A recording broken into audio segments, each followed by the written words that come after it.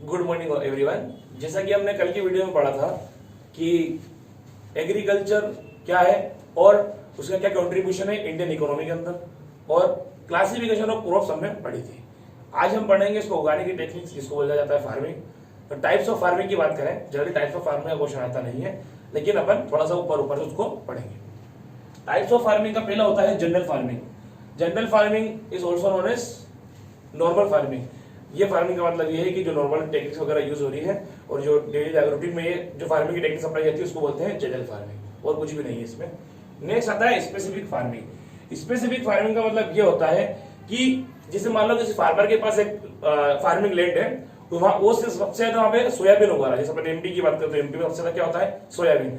वो सोयाबीन से ज्यादा कमा रहा है, मतलब उसका जो 50% इनकम है वो सिर्फ सोयाबीन से हो रही है, बाकी 50% वो अलग अलग चीजें वो उगा रहा है। तो मेन स्पेसिफिक फार्मिंग क्या कहलाएगी इसके अंदर? सोयाबीन। सबसे ज्यादा मेन सोर्स ऑफ इनकम क्या है इसकी? सोयाबीन है। थर्ड आता है ड्राई फार्मिंग। ड्राई फार्मिंग उस एरिया में होती है जहां पे रेनफॉल लेस होता है, मतलब 50 सेंटीमीटर से भी कम रेनफॉल जहां पे होता है वहां पे ड्राई फार्मिंग कहा जाता है। ड्राई फार्मिंग मतलब वो एरिया जहां पे रेनफॉल लेस होता है और यहाँ पे क्रॉप्स का फेलियर, मतलब क्रॉप्स फेल होना, फसल का खराब होना आम बात है, ऐसी कोई बड़ी बात नहीं है, क्योंकि वहां पानी ही नहीं है और बिना पानी के फसल हो ही नहीं सकती है। जनरली यहाँ पे ये लोग वाटर को स्टोर करके रखते हैं, फिर उसी से इरिगेशन वगैरह वो लोग करते हैं। थर्ड नेक्स्ट आता है मिक्स्ड फार्मिंग। मिक्स्ड फार्मिंग में वो फार्मिंग एड होती है जैसे एनिमल्स रियरिंग।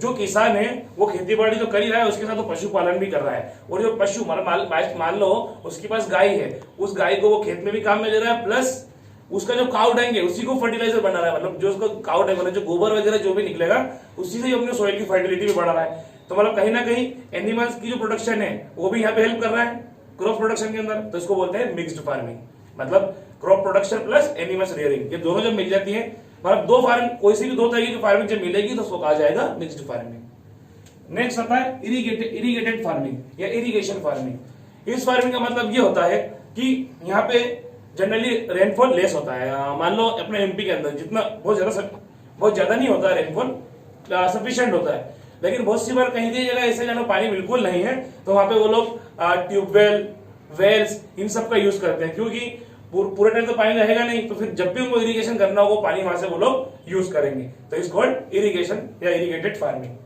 नेक्स्ट होता है ऑर्गेनिक फार्मिंग। ऑर्गेनिक फार्मिंग का सबसे अच्छा मतलब अपन देखेंगे, ऑर्गेनिक फार्मिंग वो फार्मिंग होती है जहां पे सिंथेटिक केमिकल का यूज, सिंथेटिक केमिकल फर्टिलाइजर का यूज नहीं किया जाता है। यहाँ पे जो भी किया जाता है ऑर्गेनिक यूज किया जाता है। ऑर्गेनिक मतलब वो खाद जो नेचुरल बनी हुई होती है, काउ डंग वगैरह इन सबसे जो मिली हुई खाद बनती है, उन सब चीजों को वो जहाँ पे यूज होती है उस फार्मिंग को बोला जाता है ऑर्गेनिक फार्मिंग। तो ये तो था अपना types of farming, general farming, specific farming, dry farming, mixed farming, irrigation farming और ऑर्गेनिक फार्मिंग।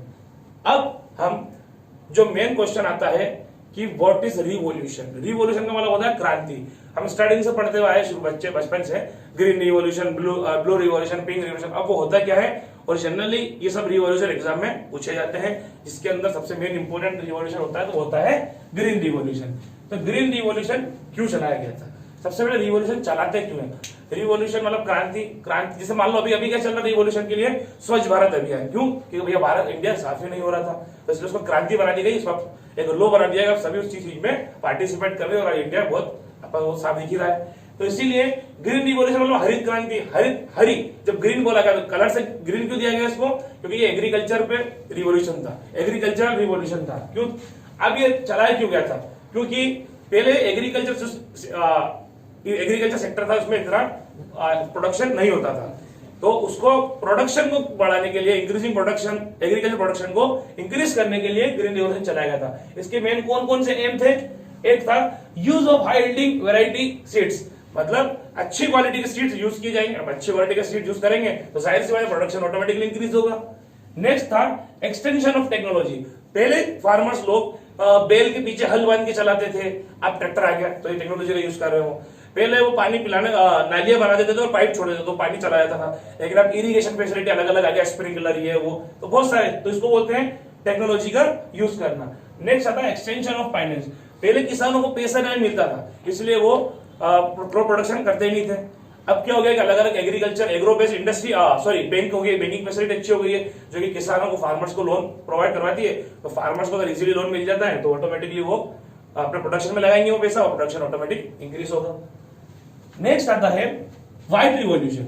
व्हाइट रिवॉल्यूशन आप व्हाइट से क्या समझते हैं? व्हाइट मतलब मिल्क प्रोडक्शन से रिलेटेड है। जनरली व्हाइट रिवॉल्यूशन इसलिए चलाया गया था कि डेयरी फार्मिंग को प्रमोट करना, डेयरी फार्मिंग को इंक्रीज करना, और इसके अंदर एनिमल्स रेयरिंग भी आता है। एनिमल्स रेयरिंग मतलब जो पशुपालन वाली बात होती है, पशुपालन के सेक्टर को बढ़ावा देने के लिए और मिल्क प्रोडक्शन को बढ़ावा देने के लिए व्हाइट रिवॉल्यूशन चलाया गया था। नेक्स्ट आता है येलो रिवॉल्यूशन। येलो मतलब ऑयल, जनरली अपन ऑयल देखते हैं येलो कलर में होता है, या फिर ऑयल सीड्स की बात करें, इन दोनों चीजों को बढ़ावा देने के लिए ऑयल और एडिबल ऑयल मतलब जो अपन कुकिंग ऑयल वगैरह में यूज में लेते हैं, प्लस ऑयल सीड्स, इन दोनों के प्रोडक्शन को बढ़ाने के लिए, इन दोनों का प्रोडक्शन काफी कम था पहले, क्योंकि एग्रीकल्चर भी कम था, तो सिर्फ एग्रीकल्चर से आएगा, सीड्स कहां से आएंगे, फसल से ही बनेगा। तो जब ये रिवॉल्यूशन चलते गए तो येलो रिवॉल्यूशन भी बनाया गया कि ऑयल और ऑयल सीड्स को बढ़ावा देने के लिए ये बनाया गया। नेक्स्ट आता है blue revolution. Blue revolution generally blue क्या होता है? वाटर, और वाटर में क्या होती है? फिशरीज, मतलब जो मछली पालन वाला काम होता है उसको बढ़ावा देने के लिए। पहले मछली पालन इतना नहीं था, लेकिन जब वर्ल्ड बैंक ने 5 स्टेट्स को कोलैबोरेट करके एक ऐसा प्रोग्राम बनाया जिसको बोलते हैं ब्लू रिवॉल्यूशन, इस रिवॉल्यूशन के अंदर जो फिशिंग मछली पालन वाला का था उस सेक्टर को बढ़ावा देने के लिए ब्लू रिवॉल्यूशन चलाया गया था। नेक्स्ट आता है pink revolution. Pink revolution it is related to on growing foods in tropical temperature climate using the soil and variety climate. अब जनरली सारी चीजें हर जगह तो नहीं होती है। आज अगर हम एमपी के अंदर एप्पल उगाएंगे तो वो नहीं उगेंगे, तो वो उस तरीके की ग्रोथ जिसको स्पेशल टेम्परेचर की जरूरत पड़ती है, जिसके अंदर ज्यादा प्रोटीन होता है, एप्पल्स, बनाना, गुआवा, ये जो भी चीज होती है जनरली जो स्पेसिफिक फ्रूट है, ये हर जगह नहीं होता है, लेकिन वो जहां पे भी होता है तो वह कम होता था। उसको बढ़ावा देने के लिए पिंक रिवॉल्यूशन चलाया गया था, मतलब मिनरल्स को बढ़ावा देने के लिए जो प्रोटीन, विटामिन, कार्बोहाइड्रेट जो भी चीजें थी, इन सब ऐसी चीजें जिसमें भी है, उन सब चीजों को बढ़ावा देने के लिए पिंक रिवॉल्यूशन चलाया गया था। तो हमने आज की क्लास में पढ़ा एक तो टाइप्स ऑफ फार्मिंग क्या है, इसको और डिटेल में आपकी बुक के अंदर लिखा हुआ है। फिर हमने पढ़ा कि रिवॉल्यूशन का क्या वो था मेन एम, कौन कौन से रिवॉल्यूशन पढ़ा हमने, green revolution, white revolution, yellow revolution, blue और पिंक रिवॉल्यूशन। इसके अंदर जो मेन अलग से पूछे जाने वाला क्वेश्चन है वो होता है ग्रीन रिवॉल्यूशन। तो आप लोग इसको और डिटेल में पढ़ने के लिए बुक में देखें, और कोई भी डाउट हो तो आप मुझसे पर्सनल मैसेज करके पूछ सकते हैं। Thank you.